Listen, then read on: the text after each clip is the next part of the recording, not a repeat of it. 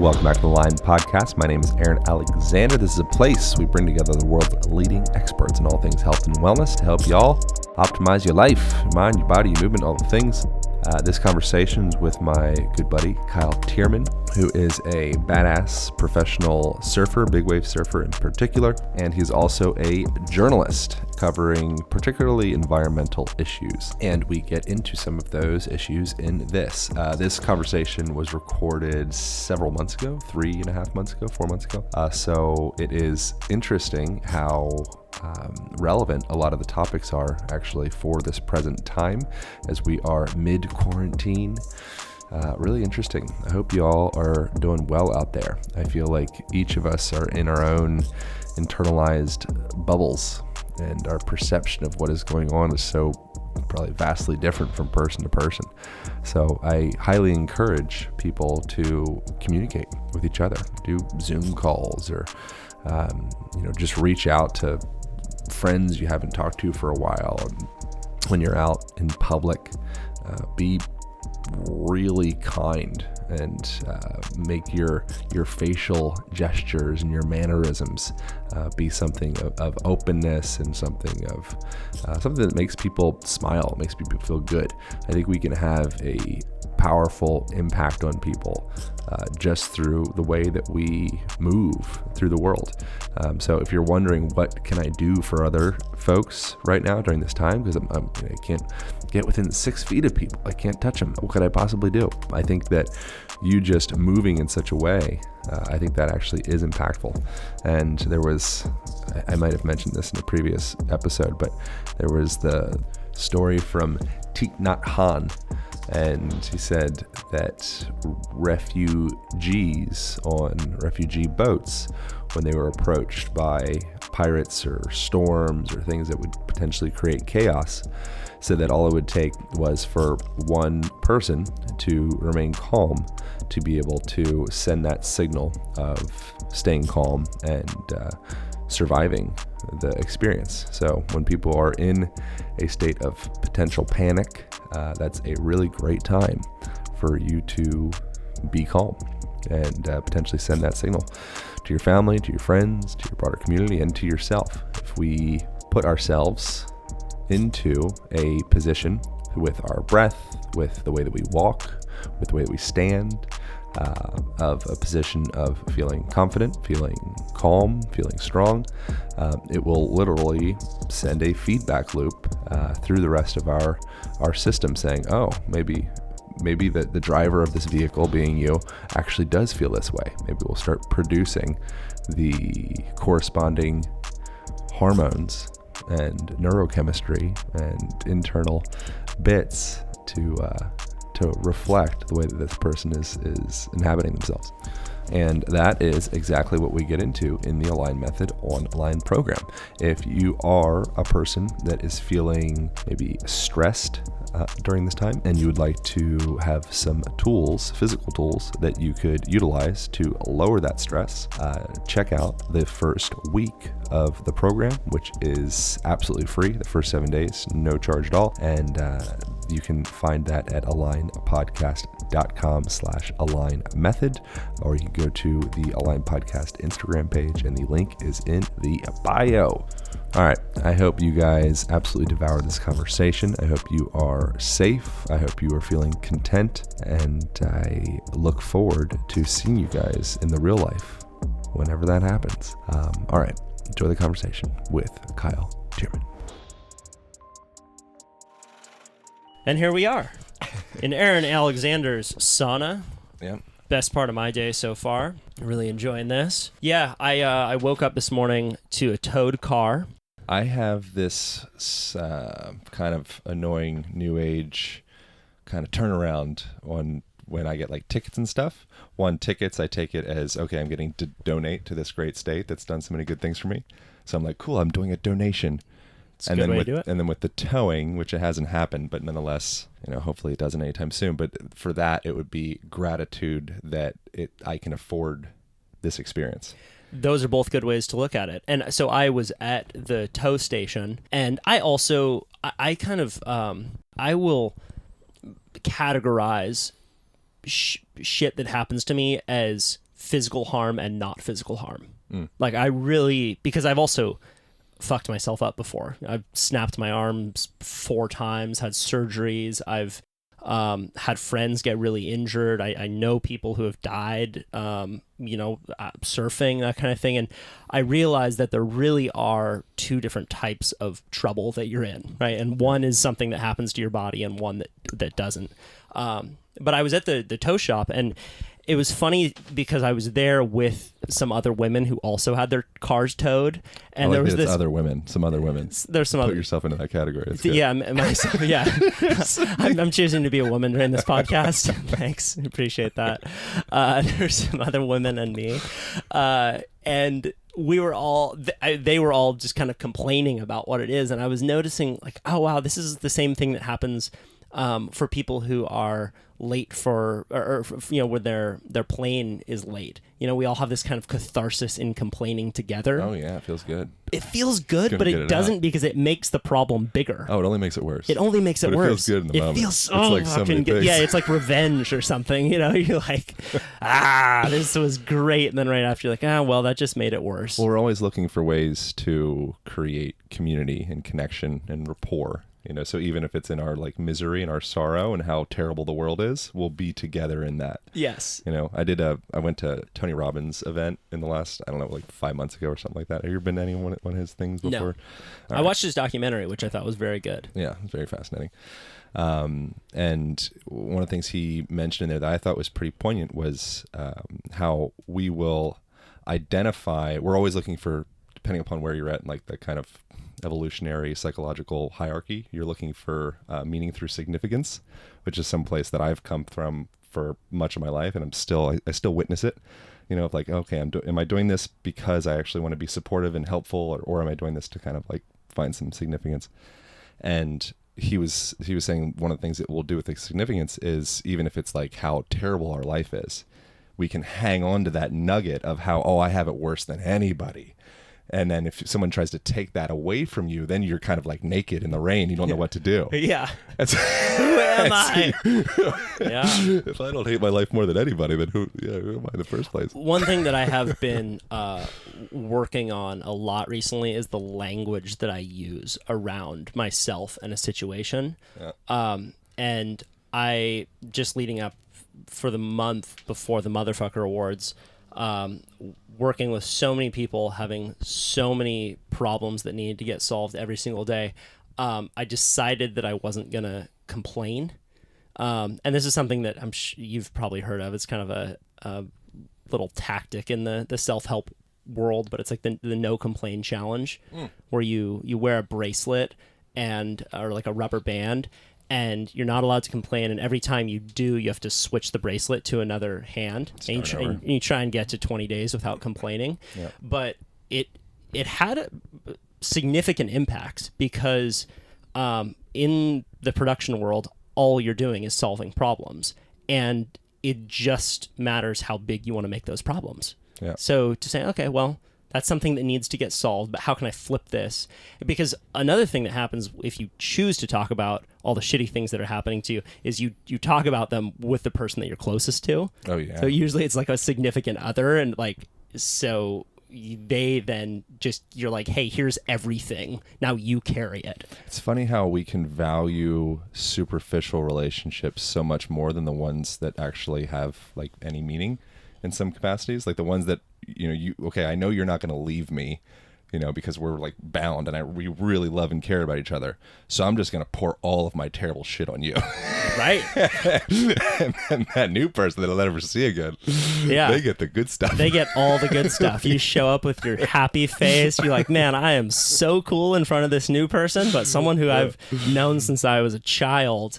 They get to see the real me. They get to see that real stuff. There's also this this weird mental thing that we slip into, where we become an old version of ourselves around an old person. I think it was, I know that you were listening to that Ram Dass tape in your house there, and I think it was Ram Dass who said anyone who thinks they're enlightened should just spend a week with their family. Oh yeah, right. I mean, all that old stuff comes up, all those old behaviors, ways of speaking about yourself, it really kind of, you get trapped or even, possessed by a past self. Yeah.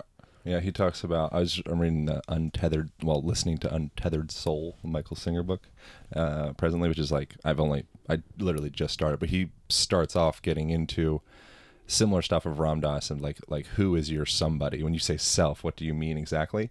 And Ram Dass talked about in one of his discourses of how we're raised by professional somebodies. Your mom is a mother and she's maybe a school teacher, and your dad is a stockbroker, and he's all these different, that was what my dad did.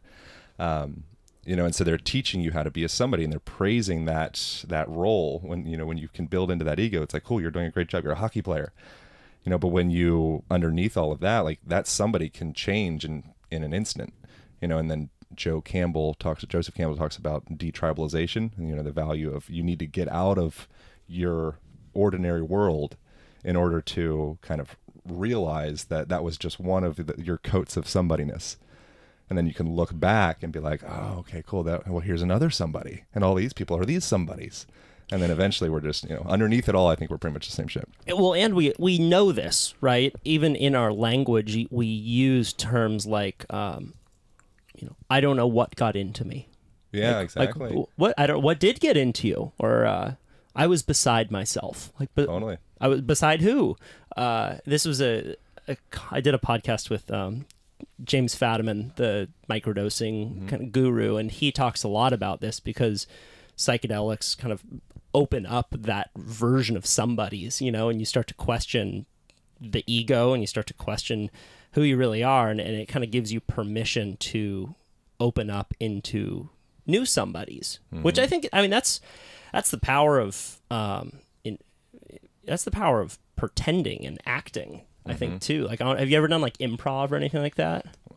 A little bit, but not as much as I would like to. You dig it. Yeah. I can tell. you're a goofy weirdo, and improv is like this space for goofy weirdos to just like, all right, let's see what happens to you, Aaron, if you just fully turn up your like maniacal evil self. Yeah. And in this scene, you're going to have permission to do that. I think we're afraid to do that because of, I think it's very interesting, like something I learned about myself with the creation of this book, is for most of my life, I have padded or insulated myself with some excuse of like, I didn't get enough sleep. I was, I didn't really try that hard for that. Like that was a pattern or a habit, speaking of habits, that I got into like since high school, and kind of walking around and slouching my shoulders forward and sitting in the chair like I don't really give a shit, and just letting everybody know, like, by the way, I could do a lot better if I actually tried.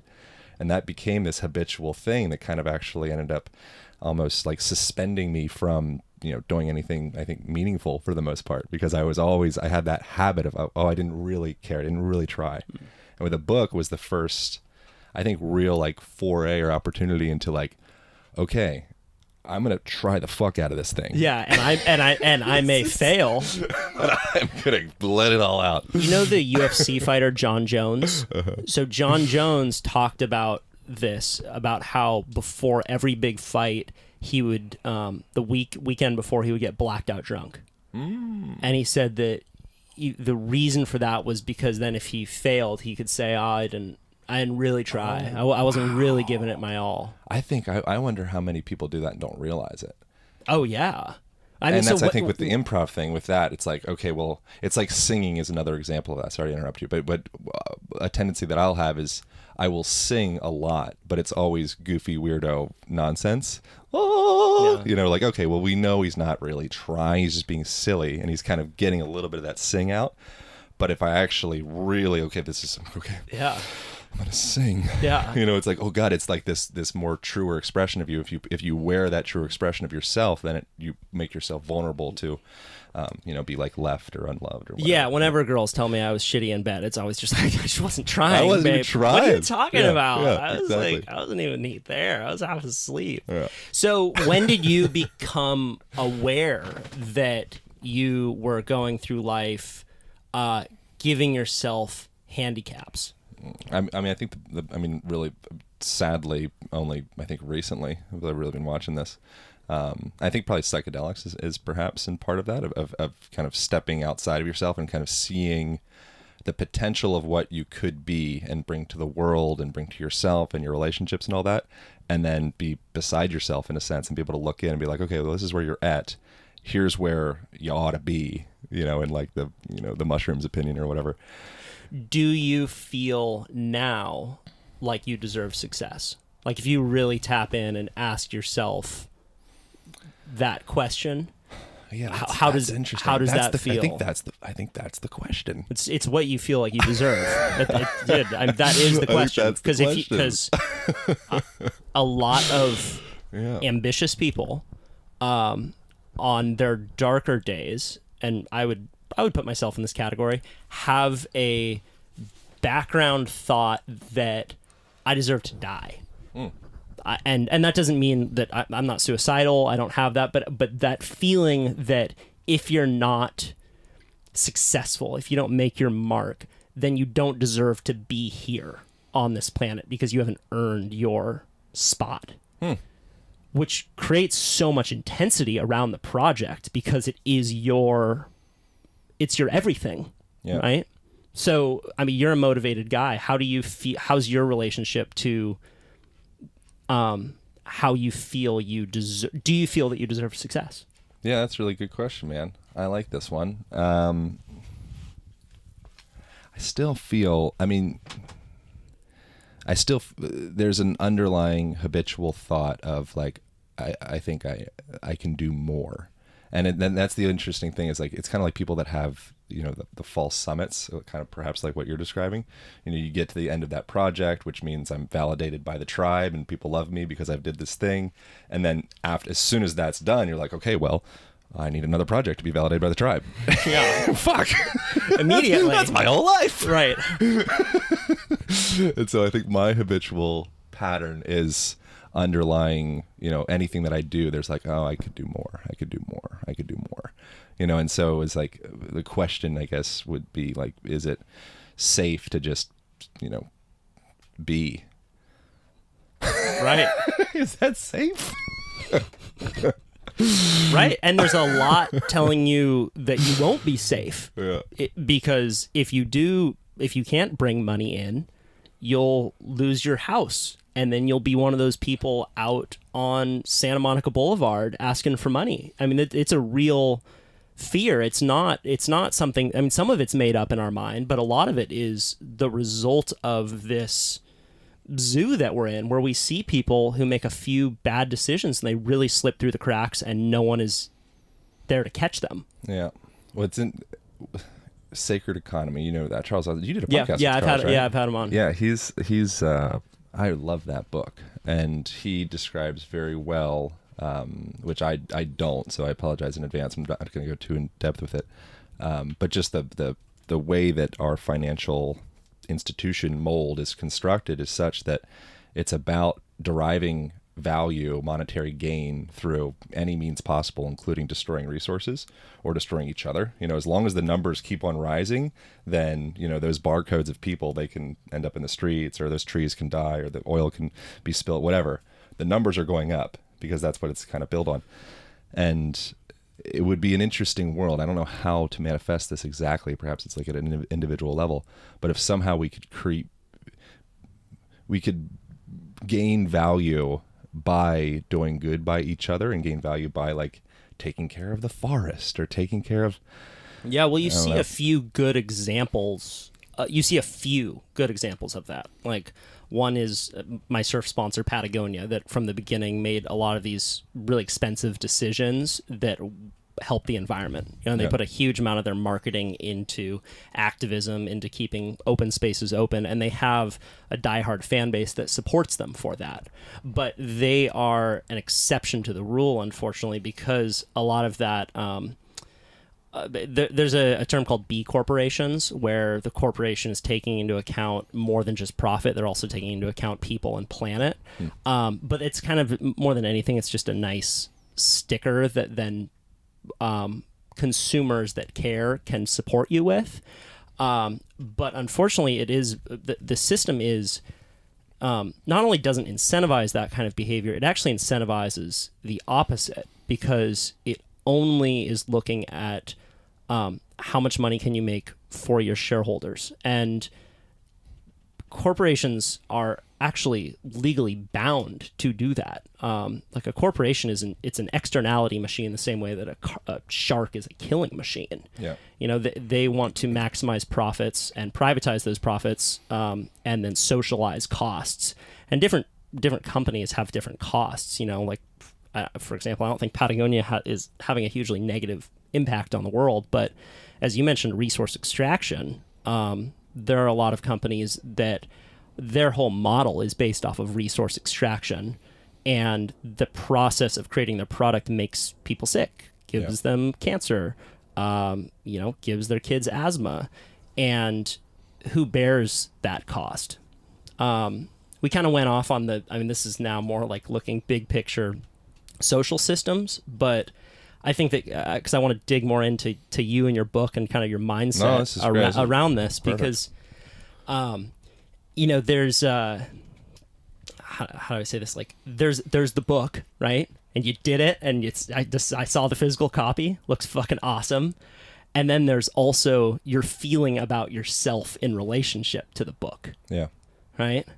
So I guess the question is, hold on, we're not done talking about this financial stuff. Okay, we can get back into that. So it's funny. I want to force you back on the track. So okay. There's a quote that popped up from Terence McKenna, like paraphrase. He said that society isn't your friend. Society works for itself. Yeah. So at the individual level, society, the corporation, that entity, it's not built to give a shit about the individual. It's kind of like a skin cell on your body. So like the grander organism of Kyle, if you scuff off some skin cells, you're like, cool, whatever, it's all part of it. And so it's an interesting thing of like, well, are we more than a corporation? Are we more than this, herd that's moving into a direction? And if me, Aaron, or you, Kyle, all of a sudden is a scuffed off skin cell that's left in the street and starving and, can't afford to feed themselves, is that okay? You gotta let the skin cells go. Is that a capitalistic perspective? Whew. I think a lot about this. I mean, what you're really talking about here is the reason why I'm doing the Motherfucker Awards. Yeah, right. Because all of the companies and lobbying groups and politicians that we're highlighting here have sociopathic business models, and that really is what it comes down to. Is your business model sociopathic, or is it empathetic? Mm-hmm. So I think that it probably needs a combination of both every now and again. There's a moment where you have to, like, say Tony Hawk or Laird Hamilton, or there's like a moment where you're looking yourself in the mirror and say, I'm the fucking best in the world. And then you go out there and you do that shit. Yeah, big time. Well, and I also don't think that, I think that there should be a relationship between authority and I think there should be a relationship between authority and skin in the game, right? So that doesn't mean that there isn't hierarchy in a just and equal system, because, like, for example, you had a bunch of people working on your book. You put the most amount of work into the book, meaning you should make the final decision, right? Like, I think that there is that kind of like, we're going this direction and we're doing it, and there's nothing wrong with that. I think that what's wrong is when let's just take an example, like one that's in the surfing world, plastic pollution, right? So there is, and we'll take the example of the company Coca-Cola, which for the second year in a row was recently identified as the largest plastic polluter globally. So there were beach cleanups done in 42 countries around the world, 70,000 volunteers identifying the companies that found that the plastic was found on the beach most often, right? So they found it's Coca-Cola products. A lot of it is in these Asian countries where Coca-Cola they're shipping their plastic products to, single use, and they know full well that the people have no way of dealing with those products, right? So they're making profit on the front end when they sell that plastic Coke bottle, but they know then that when it goes to a country like Indonesia, it's just going to end up in a river, or it's going to get burned, and it's going to have this negative impact on society and the natural environment. So the question then is, who should bear that cost? Yeah. I believe that just like a human, I mean, corporations are legal people, actually, which is a kind of crazy concept to think about. But I think that just in the way that you, Aaron, you might make a shit ton of money off your book here, but if you're a shitty person to others, people won't want to hang out with you. Yeah. I think that similarly, corporations should account for more of the costs that they're forcing society to bear. So I think that the right choice for Coca-Cola would be to set up waste infrastructure in the developing countries that they put their products in. I think that it would be the right decision of Coca-Cola to figure out how they could reduce their plastic as much as possible. And they should be legally able to also. I mean, that's another thing, is that we should be able to take... I think that the process of making a corporation public and then forcing the CEO to make as much quarterly profits for the shareholders as possible is what drives a lot of these bad incentives. Because even if the CEO has some epiphany and listens to some Ron Dass tapes over the weekend and then comes back into the board, sit in the sauna. Yeah, like, hey guys, we are destroying the planet with this single-use plastic. This is the issue that our generation will be defined by. Really, I mean, if you look at what we are leaving right now, the difference between what our parents were doing. Our parents they would reuse things. They wouldn't waste products. They wouldn't use something just once and throw it away. That's a problem that our generation is bearing now. And these are products that are petroleum based, and they're going to be around for thousands of years. So our children's children are still going to be dealing with this plastic, right? So what is the legacy? How do you want to be remembered? And if you are a powerful corporation, I think that those are very serious questions that you need to ask yourself. Yeah. So I think that it's a fair analogy between humans and corporations, because corporations are seen as people. Yeah. I think it's interesting. The thing that pops up as you were saying, it's on trend to just, throw away your plastic shit and get new plastic shit and just do that on repeat. And I think a lot of that comes from your somebodyness and your identity, which was originally kind of hacked into by probably lots of people, but Edward Bernays, who I think you're probably familiar with. He's like the father of modern advertising. He's like the nephew of Sigmund Freud. Yep. And in tapping into people's identities based off of their consumption is the way that you get them to really buy your shit. And I think it's an interesting question for people to ask themselves of like, who am I? For the most part, somebody that we like to identify with, at least perhaps me, just got this new phone with 3 cameras and all that. It's like, it makes me feel a certain way. It feels so good getting a new sexy new thing. Yeah. Whew, I love it so much. For like 6 hours. My other phone's probably floating down some river in the Amazon right now. Fucking jerk. You know, and but another way, I mean, whatever, I get back to Apple, whatever they do, I don't know. But nonetheless, I feel like our identity that we've been sold is that you will be a more lovable person if you have this new sparkly shit and you just get rid of your other stuff in any way. It doesn't really matter. It's gone. It's out of your life. People are just going to see the sparkly stuff.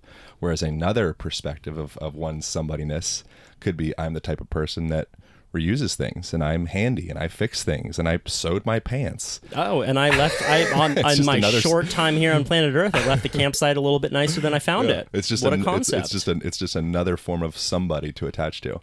Well, this is a conversation that actually goes back to the 60s, because in the 60s, it's largely coupled with the psychedelics movement, was the first time really that people, it was the first time that they saw a photo of the whole Earth, right? Yeah, so they got to see themselves from space. The unicity thing. And it was the first time... overview effect, sorry. That's what it's the... Overview effect. Interrupting, but overview effect is... Yeah, so it was also the first time that you had a lot of these movements that took into account a larger system. This is when Nixon created the EPA, the Clean Water Act, the Clean Air Act, the Endangered Species Act. All of this came out of a rise in consciousness and a shift in consciousness. You see policy imitate consciousness.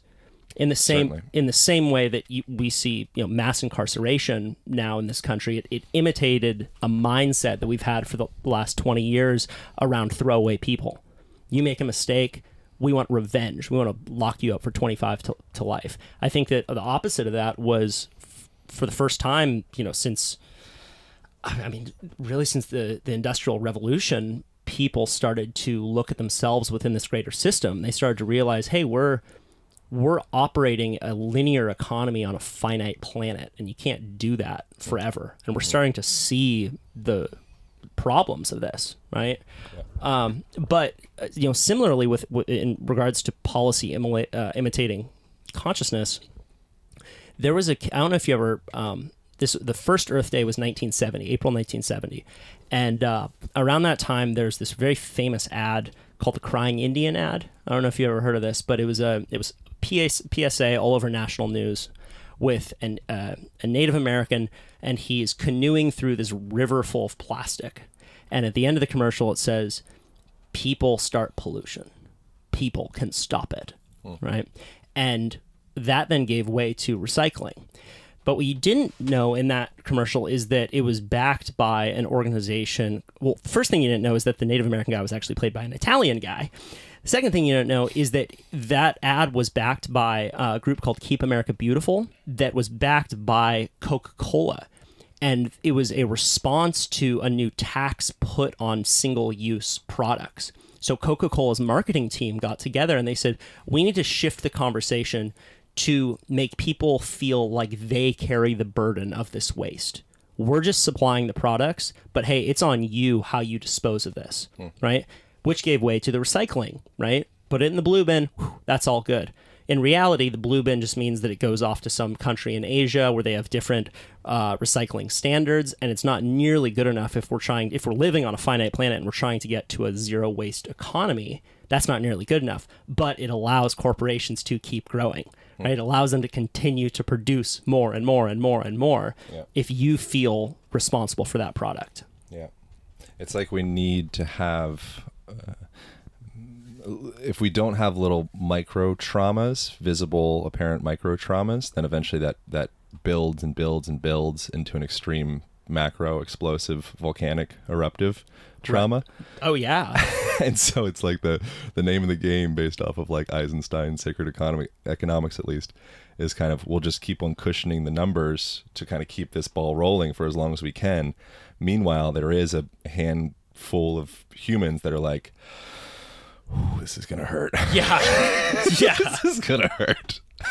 Totally, man. It's like the way Lance Armstrong described like hit when he was taking EPO, and the interviewer asked him, he's like, well, did you have anyone telling you like, hey, this could really, you could fall hard here? And he's like, dude, it was like an industry behind me of yes men, people being like, right, no, let's do this. We're making so much money making this happen. Like you become, I always wonder, like I'm here harping on corporations, but I was also born into a hippie little surf town called Santa Cruz. And I wonder if I was born on Wall Street as an investment banker, if I would be doing that, because those were my peers. Like I'm not convinced that I'm morally superior. I think that just the self that I fell into was part of a community that had values around planetary regeneration. I think as long as you are convinced that you are morally superior, you will never be a part of any solution for progress, because the opponent, there should be no opponent. It's always, how do we gain relationship with? It's a good point. I think I might be making this shit up, but for the metaphor's sake, it's fine. I think Gandhi said something along the lines of like the British. He was like, it's not enough that we're just like getting them out. We need to actually make friends with them. So if there's some people in your soil and they're messing up your stuff and they're, raping your whatevers and they're killing your land, it's like, how do we see the world from their perspective, and how do we actually figure out what's the source of all this, and how do we make relationship? Because if we kick them out, they're just going to go and fester and dwell on how they can come back and hurt us even worse. So with anything, with like the Coca-Colas or whatever, I think it's like, how do we gain relationship with them? Another unnecessary quote, Martin Luther King said something along the lines of paraphrasing, like if your opponent knows that you don't like him, there's some word for malicious intent, like you don't like him, then you'll never be able to actually create peace with that person. You know, if they can sense underneath all of that, like, oh, this person hates me, it doesn't. Everything from that point forward does not matter. Wow. There's no conversation to be had. You know, and you can see that anytime with like the vegan conversation or carnivore or dietary types, like they start okay, I'm a vegan and you're an omnivore. You know, if they start off like, I know this fucker he's just wrong, he's confused, there's no conversation from that point forward. Yeah, that's a good point. It's so much easier said than done. Yeah, so I think we need to put ourselves into the shoes of whoever the adversary is and actually like learn how to, this sounds like some New Age Venice, you know, bearded hippie stuff. Hey, we're recording a podcast in a sauna right now, and you're bearded, so we're there. So yeah, but I'm looking at the man in the mirror. Like, what have we become? Oh God, there's some dude in West Virginia listening to this, and like, these fucking hippies. Yeah, I think as soon as I messed up the Martin Luther King quote, he probably hung up. Well, one King quote is, "Hate cannot drive out hate; only love can do that." Yeah, I'm sure he said various different ways. And that's part of it, right? So if you do have an adversary, and this is different than what I see some people in the New Agey movement doing. You know, there are some people that approach problems by making them not exist because they're in a position where they're privileged enough to not need to identify what the issue is. So they only focus on the positive and, oh my gosh, I'm so blessed. It's such an amazing day. And they're, you know, walking by homeless people that are addicted to meth. Like, no, that's a reality too, right? But how do we take that on, which is really difficult to do because people don't like to see people suffering. You know, Louis C.K. has this great bit about how I think it was like his cousin. He comes in on the subway, and his cousin's from like the Midwest, and he goes to see him in New York, and they're walking through the subway station, and he sees this homeless guy, and this homeless guy is like, he's really homeless. Like, he's in his own vomit and shit, and he's just laying out, and people are walking by, and his cousin goes, "Sir, are you okay?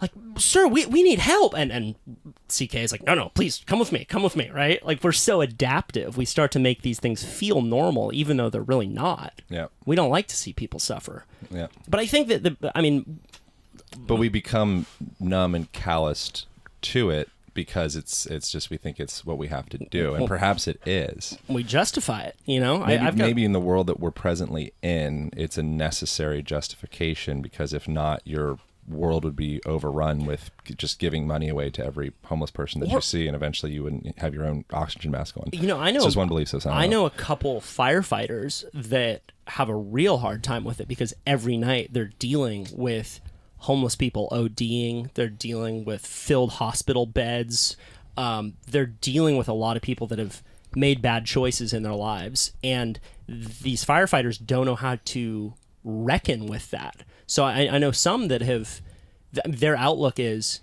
kind of like, fuck these people. Like, I'll do my job, but I don't feel empathy for these people because they see it on that visceral night-to-night level. I've heard the same thing with quadriplegics. I was literally just talking to a nurse recently, and she's like, yeah, man, it's like I have so much compassion and empathy, but there's sometimes where it's like people are like, they just want so much, and they're like so scared and tired. Like, I think of this with, it was Martin Luther King thing was if your opponent has know that you have an underlying contempt for them, was the language they used. Yeah, contempt. So if you have that underlying contempt there, you need to address that contempt and then move from that position. I was going to say which is, well, it's also why, you know, I think that the energy metric is so important. Like, because you will get drained, and I'm, you know, working on the Motherfucker Awards was working with a lot of real hardcore activists that are in this world all year long, and it's hard for a lot of them to live in the fight. And I think that, I mean, I'm real scared of burning out. Like, I want to do as much as I can, but I'm also terrified that I will become angry and, you know, an old curmudgeon. And I think that doing things that give you energy, even if they feel very selfish, and even if they aren't the greatest for the planet, you could make the argument is actually benefiting yourself and benefiting the community because you're going to show up like less of an asshole. Yeah. Well, so that goes into the vegan conversation, which I don't have a strong opinion on almost anything nutritional other than it's about the story behind the food that you ingest more than the food itself, whether you call it an apple or an egg or a beef or, whatever you call it.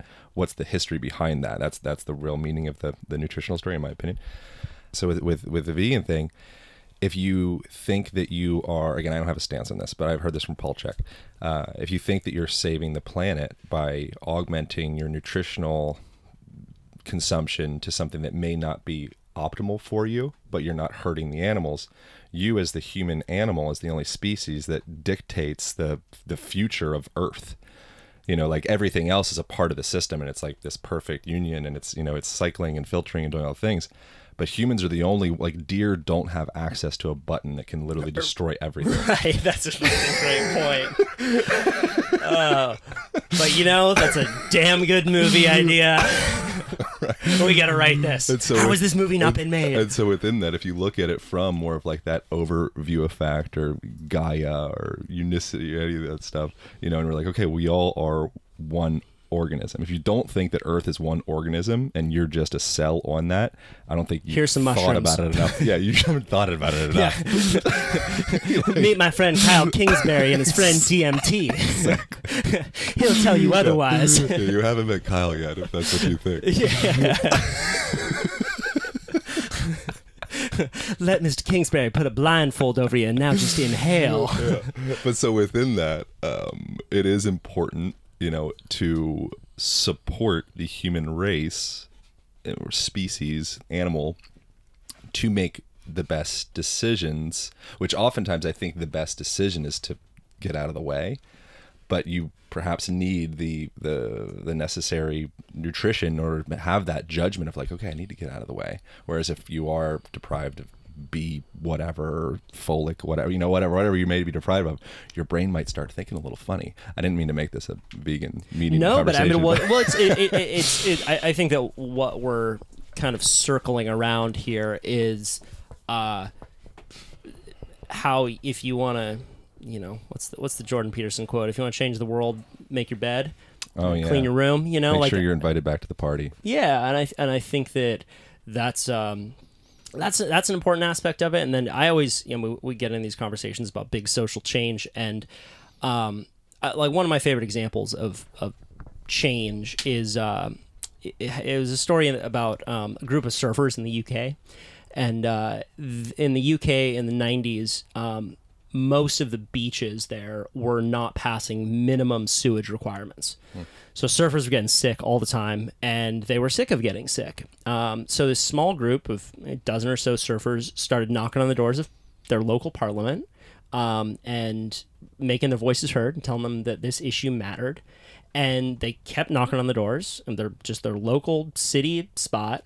And over time, they were able to get a bill passed that required minimum basic safety for sewage. Now, over 90% of the beaches in all of the UK pass that minimum requirement. And it was really just a group of a dozen or so guys and gals that tried to change something on their local level.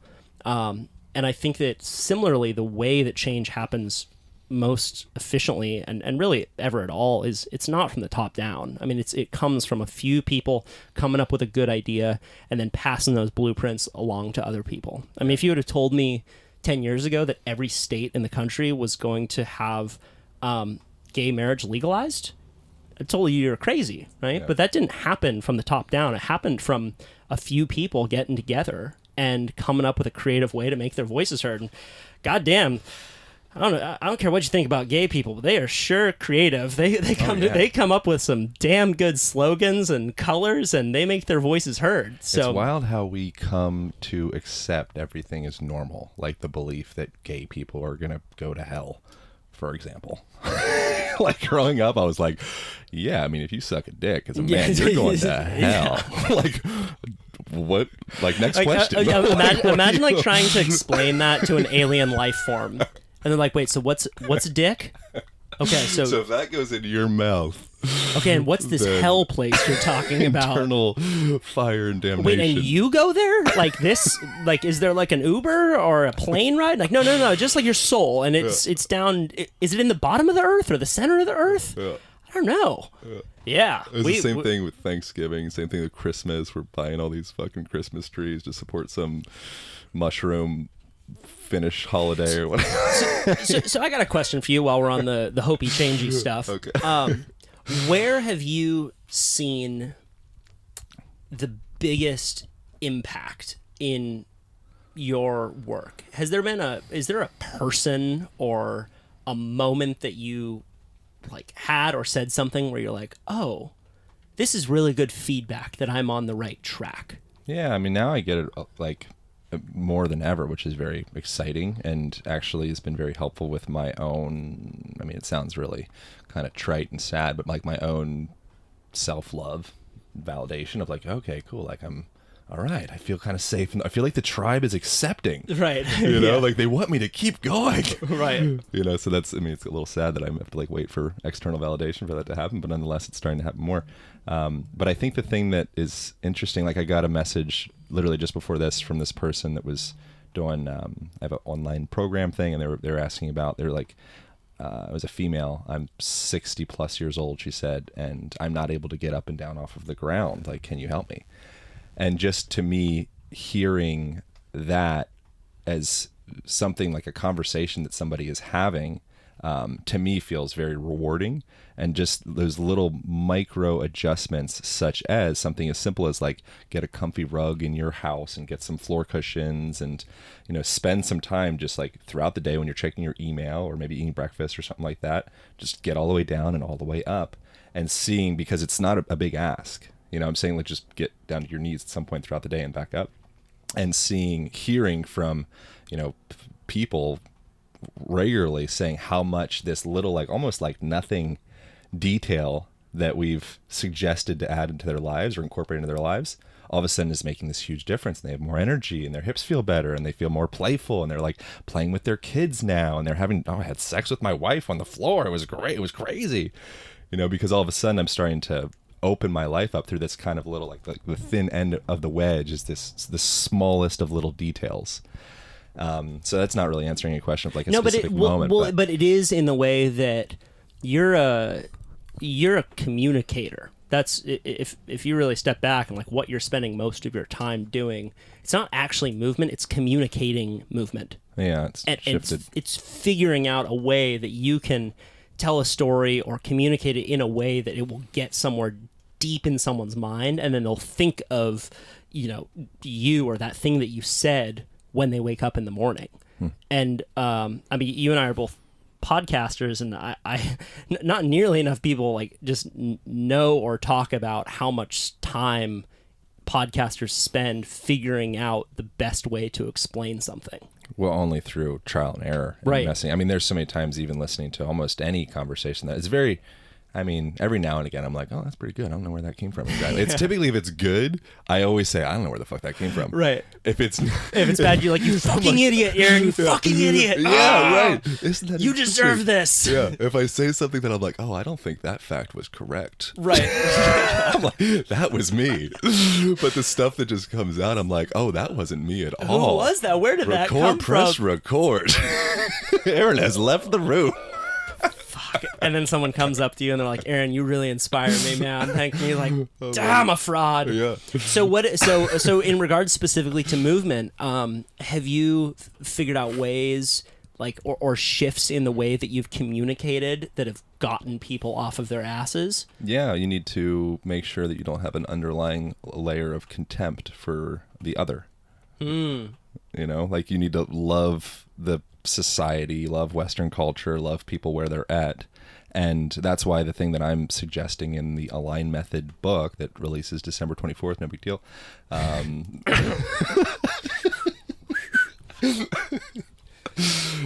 It's all subtle stuff. Like the introduction, the last, I think it's the last paragraph of the introduction, we use an analogy of like a golfer swinging in a golf ball, and you have the open face of the club. If it's any which direction, on, off, what have you, by just, a centimeter, at first you don't notice anything, but then after 50 yards, 80 yards, 100 yards, all of a sudden you're like, oh, okay, that's where the ball landed. And that's what we're saying with the whole financial stuff as well. You don't know that you throw your plastic bottle away today. You're like, oh, boop, no big deal.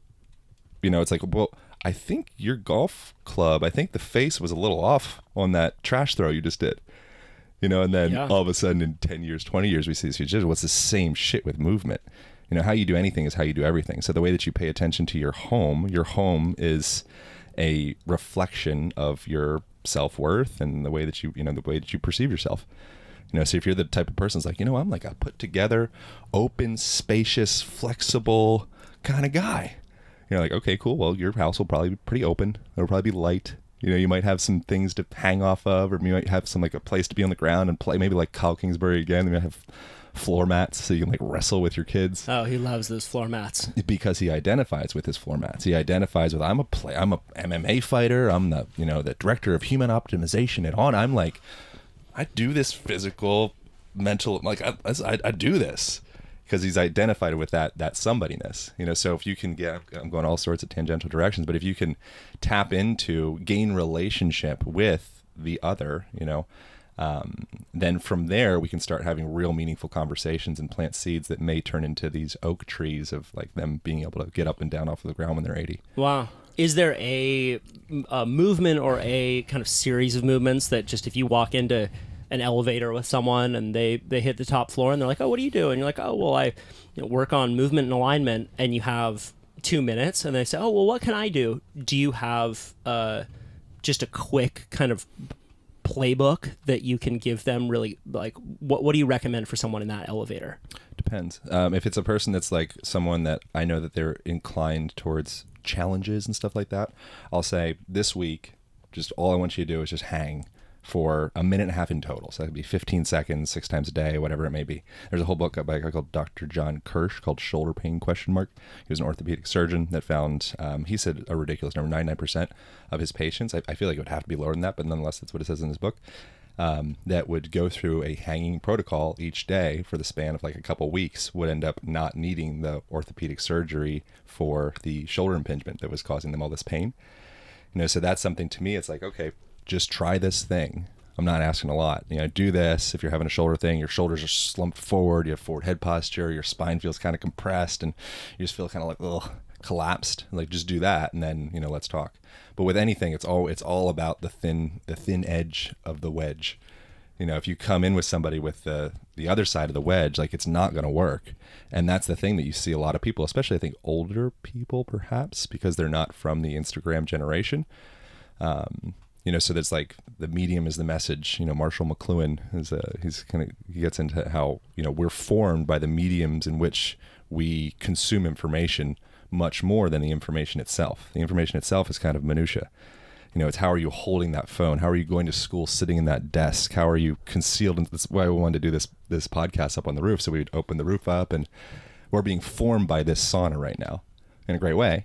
You're also formed by walking in the park. I feel like I'm turning into a puddle. Like if there was a form of Kyle right now, it's a puddle. Yeah, exactly. Okay, yeah, no, that's great, and it's so it's such good advice because it's so easy also to overdo it with people and be like, oh, well, you're going to do this, and that, and then the compliance rate is just so low. Yeah, I feel like that really is the secret of Tim Ferriss's success. Sure, that's what he was able to do so well. Is just like, hey. Here's one page on how you can lose a ton of weight really easily. Yeah, and sometimes we can be kind of arrogant with how smart and spirit. Like I was listening to the preview of a Bikram documentary on Netflix. It's like Bikram. I don't know. It said something terrible about him, and in that one of the little sound bites that he had was Bikram saying like, you're not nearly intelligent, spiritual, or profound or deep enough to even understand a bit of me, or something like I didn't say exactly that, but like you wouldn't even be able to begin to understand this. Right. I'm like, well, all right, well, great. Thanks, bro. Thanks for putting the wall up. Now where do we go from here? Yeah. And so much better is to. And we're always doing that with communication. We're always attuning to each other, and the people that we love and trust the most are the people that are like us. So in the book, I call it the fitness of empathy, is your facial expressions, your ability to contort and go through all those different ranges of motion within your face, and your postural patterns allows you to create rapid rapport with, anybody, because you can do that improvisation to be able to meet them where they're at. Whereas if you're stuck in your, I'm surfer bro guy, or I'm yogi person, or I'm military crew cut guy, you'll get along with all the military crew cut people, but all of a sudden yoga chick comes in or whatever, and you're just like, I don't know how to, it's like a box in a triangle, I can't fit it. So if you have more freedom of range of motion and mobility and, movement capacity in your body, you'll get laid more. Yeah. For real, man. Yeah, my girlfriend is a dancer, and she grew up actually as a gymnast, and she has amazing posture. And because she's so aware of it, man, dancers are just, they're looking at themselves, doing these different movements. Yeah. For hours a day. And the thing that she always tells me is pretend like you have a string attached to the top of your head, and it's kind of just the back of the head in particular. Back of the head in particular. Yeah. Okay, I like that. Because if it's on the front, then it'll pull your chin up and it'll put you into that forward head posture. Yeah, man. No, it's cool for me to hear about this kind of stuff, because I still have this kind of grouchy posture from being a surfer. And man, throughout this whole last month of making the mofas happen, my girlfriend just kept grabbing my shoulders and just pull them back. Okay, just pull them back. I'm like, oh wow, that works. We can get trapped inside our body. There's a quote from I think it's Laura Luxemburg, and it's, those who do not move will not notice their chains. And that can be, again, metaphor for everything we're talking about with all everything else, like the earth. Fuck, that's a good quote. Powerful. That's powerful. Yeah. I got another one for you, right back at you. Oh, hit me. Habits begin as cobwebs and end as chains. Oh wow. Yeah, same shit. Yeah. Same. It's similar. It's the exact same of what you're saying with the golf swing, right? If it's just a little off in the beginning. Yeah. Well, so within the Luxembourg quote, some of those postural patterns that you're alluding to, that I think you've noticed in your own self, they all have internal, mental, emotional, even like the way that you access memories, they have an effect on the way that you inhabit your mind. And so when you're in a certain grouchy, Grinch-like posture, you start to feel a little bit more that way. You feel a little more stressed, like, okay, I got a lot of shit I got to do. I got to get this done. Whereas you're like, woo, like upright, shoulders back, arms up overhead, like, dancing, like, what are those squiggly, inflated, car dealy wacky inflatable. The last podcast. That's so fucking weird. That's so weird. I haven't come back. That's so funny that you said that. First time we've talked about it ever. Since the last podcast. Like 2 years ago. That's fucking epic, dude. And we couldn't say it last time when we can't say it now, but we both have the image in our mind. That's funny. That is really funny. I swear to God, I do not reference those ever. Hence why I don't know what to call them. Yeah. Oh, hold on. I'm not done with my point. No, I think I am done. Well, whatever. Your posture forms the way you think and you feel. Yeah, and it also is in just to reference what we feel we deserve. Yeah. Also, I think that. I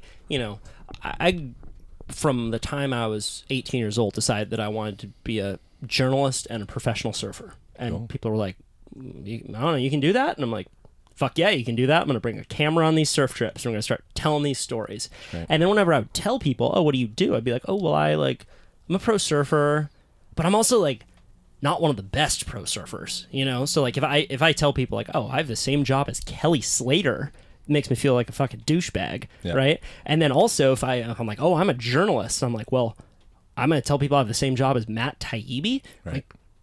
That makes me sound like a douchebag too. So and my whole, from the time I was 18, I was never getting monthly checks. I was getting these, I would finish a project and I would then make some money off of it.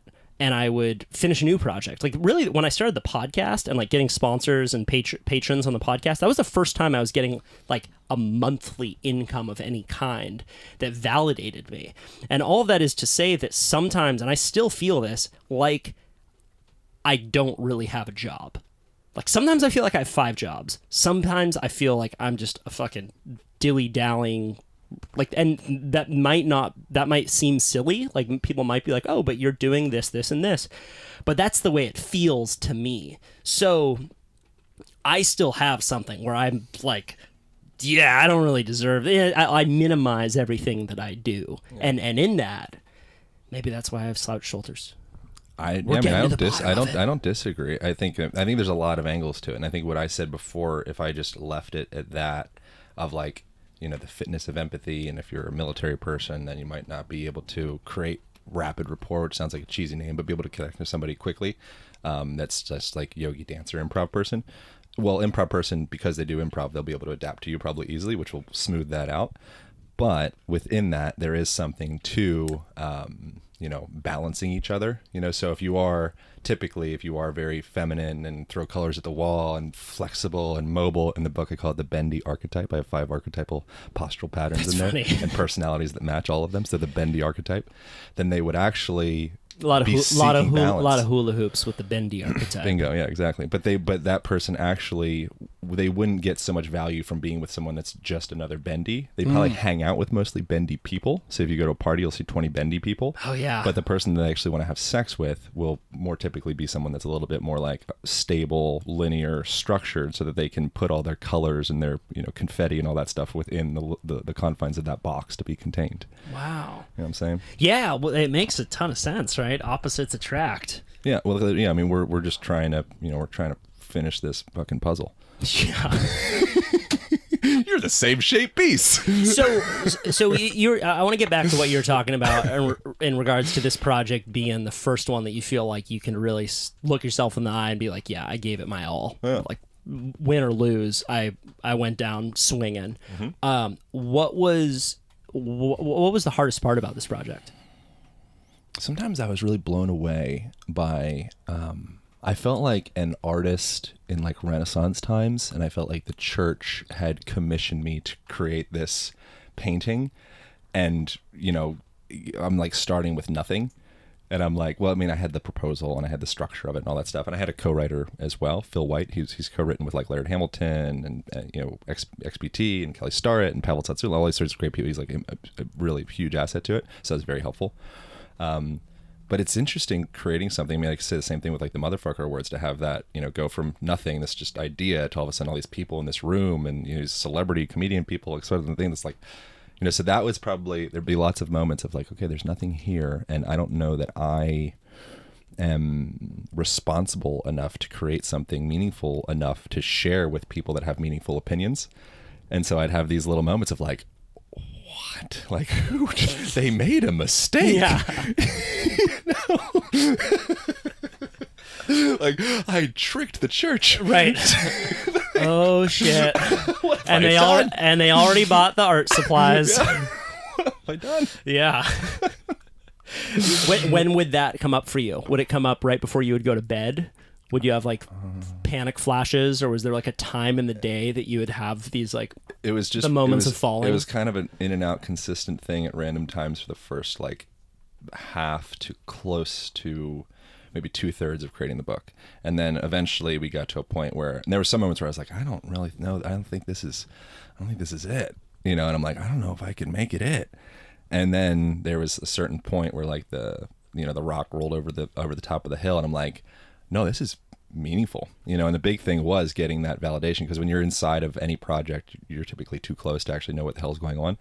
And so I would send it to these people that I've been respecting deeply for, you know, over a decade, and like following their work. Now I've been able to create relationships with them through the podcast mostly, send chapters out to them and be like, dude, this is good. And then I'm like, all right, cool, like we're in. You know, but it wasn't, I mean, I'm from listening to myself in this conversation, it seems very apparent that I crave validation. Yeah, we all do. We all do, for sure. And if you're putting something out into the world, you're doing it to be validated. Yeah. Putting anything out into the world is an act of ego, so you may as well admit it. If you're just like, I don't really care what other people think of this book, well, then why'd you write the book for other people? But I think there is a point that one can come to where they are actually like channeling in quotations, in a sense. I mean, I notice this personally if I'm like smoking some weed or eating some mushrooms or something like that. Like, I'm just like, out of the way, Aaron. Like, we're right. it's just like, okay, cool, and then be able to step back. And usually you have to kind of like spruce it up a little bit and have like, a sober editor in New York kind of like go over it. Yeah. But I feel like within that, I think there's also, this sounds a little cheesy perhaps, but there's almost like a responsibility to, allow others, the tribe, to like check that out. If it's, for whatever reason, the oracle of, the mushroom gods decided to come through and like speak through your hand, Yeah, you got to ask for that feedback. I'm not saying that's what I'm doing. I'm not a channel or whatever. No, or, but yeah, it's a fine tightrope walk to be okay with yourself as you're putting your heart and soul into something, while also really knowing that no matter what, if you look back in 5 years at this book, you're going to think that, I could have done that and this. And like, it's just a little kid. Right. It's just a little bitch. You hope to, right? Because if in 5 years you're looking back and you're saying, wow, that was my the best thing. do. That was the best I'll ever do. That's sad, right? But it's, you got to ask for the feedback, because people won't give it to you unless you're really requesting how you can make it better. Yeah, you have to ask for, and also be specific about asking for constructive feedback, and not just like, hey, what do you think of this? You think it's good? Yeah. Say, do you think it's good? Yeah. Yeah. Say like, what would you like to see different about this? Yeah. Like, what would you, like, if you had to pick something to change, like, what would it be? And if they respond like, if they really think there's nothing to change, they'll tell you that. Right. But if you set it up with like, what I'm looking for is constructive feedback right now, from there you're opening it up. It's like open season for them to be like, okay, I'm gonna really tell you what I think. I'd so much rather just have everyone tell me it's good. Yeah, it's like, it's so much. Well, it's the same thing. It's the same, like, full circle. Like, if we don't have the micro traumas, then eventually it grows up into a macro trauma. So if you don't have the micro traumas of people being honest with you about your work as you're developing it, at some point you'll release it and no one's going to give a fuck. And you'll be like, well, but everybody said it was great the whole time. Yeah. Well, there's one phenomenon of wealthy people that they notice is that the wealthier they get, the funnier they become. Sure. At least the people around them. Aaron, you always Aaron with the jokes. Hey, can I get on the fucking wagon, you're please? So handsome. Yeah. No, God, and if that shit, it feels great, and it feels good, because life's hard. And if you think that you suck deep down, which a lot of very ambitious people are operating from that space of lack, they really want someone to be like, dude, you are on it, this is great. So you start you can't really blame people for wanting to surround themselves with yes men, but then they wake up one day and they are Truman in the Truman Show, because no one's really being honest with them. Yeah. So it's, you gotta ask for it. You'll begin to be bored by that, though, I think. You get to a point where it's like if you're playing tennis, unless the people you're around truly are that much smarter than you and they can play like an infinite game with you as opposed to a finite game, to use that same metaphor as before, and they can keep you right at your edges and they're playing tennis with you and they're just barely letting you win, well, then you have some supportive gurus that you hang out with, and that's quite fine. But if they're just letting you smoke them all the time, it gets boring. Yeah. So how have you asked for help from people that you consider mentors? These are busy people who have their own shit going on. What is the way that you will ask for help to get it? I try to help at least many, many times before asking for help. So what does that look like?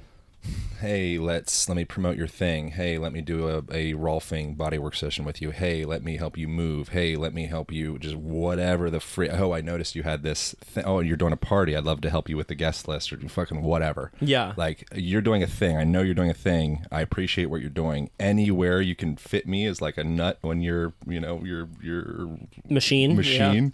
Just screw me in there anywhere. Like, I'll make it happen. Yeah. And then with time, eventually, you've been, it sounds kind of vulgar, but a nut on enough people's machines that those people You've been on enough people's nuts for long enough.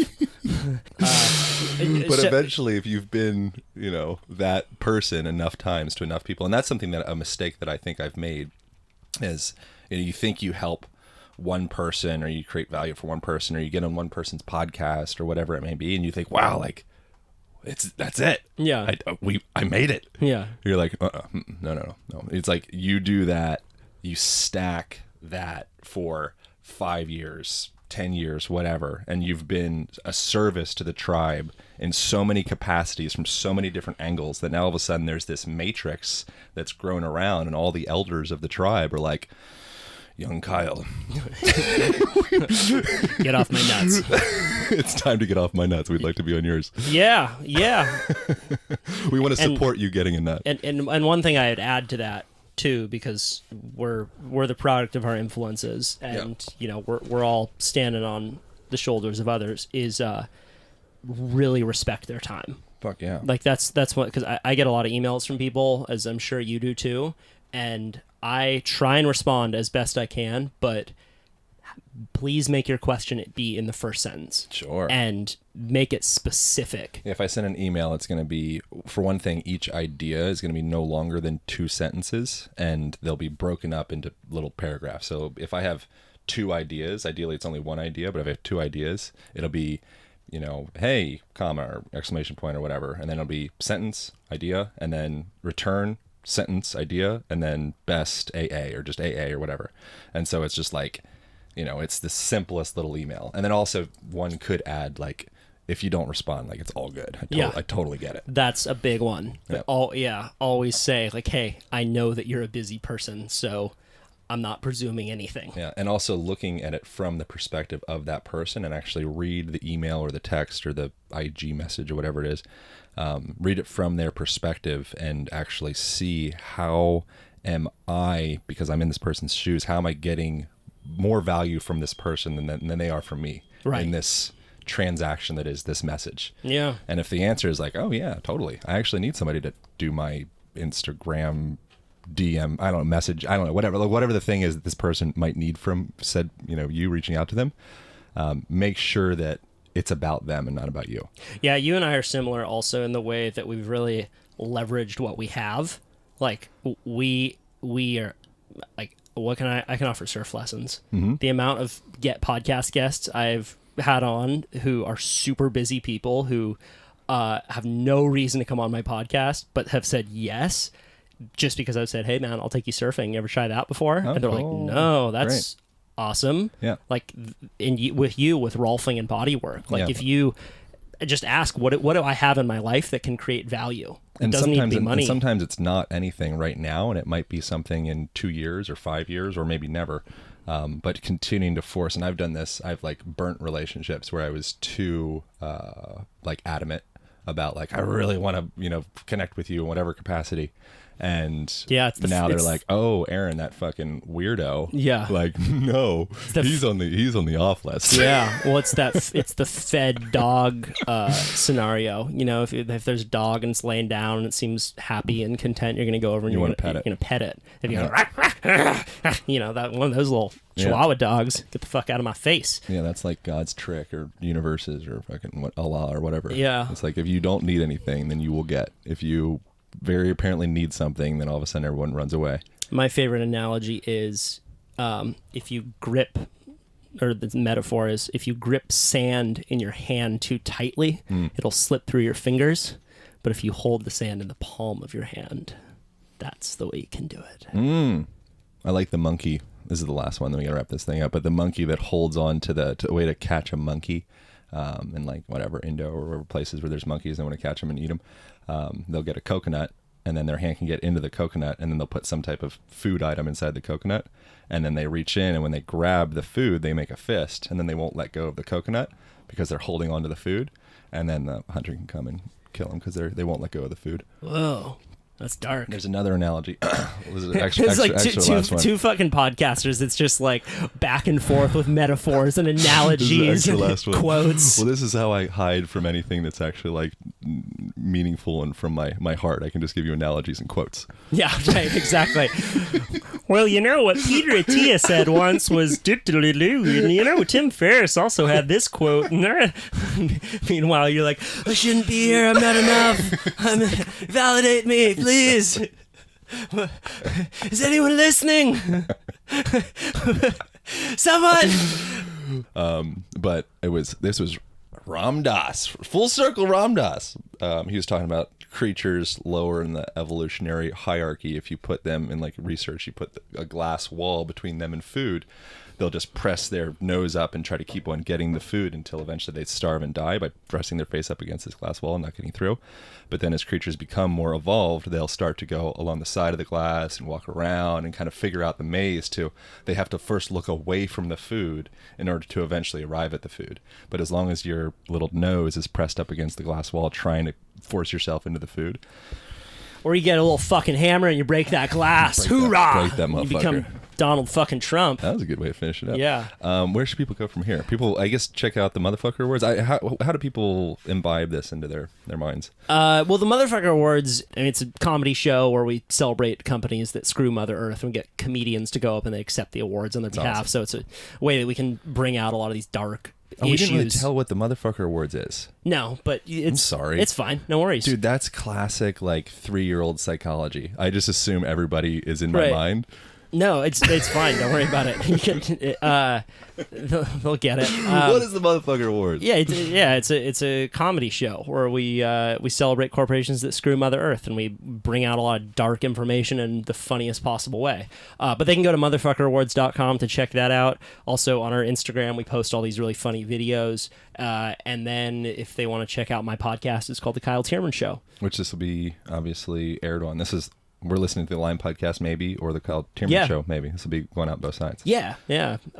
So, they can check it out, and probably a good one to start with. Man, I just did a really good interview with a guy named Jody Armour. He's a criminal justice attorney. He was the black guy with the big afro, and he is just magic, man. He broke down the U.S. criminal justice system in a way that I've really never heard before. So, if people are interested, that's a good one to start with. Cool. I hope you guys enjoyed that conversation as much as I did. If you did, share some part of this that you found interesting on the internet. Instagram is a likely place. You could tag myself at Align Podcast, or you could tag Mr. Kyle at Kyle_T_man. And I hope you guys are doing exceptionally well. I hope you guys are staying safe and taking care of your immune system and taking care of your mental, emotional health right now. And if you could use a hand with some movement-related things, check out the Align Method online program. It's got everything you need, and the first week is absolutely free. So you can get some breath practices on there. You can get some tips on how to get your head to stack on top of your shoulders instead of that forward head posture stuff and rolled forward shoulders and all that. That is found at alignpodcast.com/align method, or you can check it out in the Instagram page. The link is in the bio. All right. I hope you guys are doing well, and I look forward to speaking into your ear holes next Monday.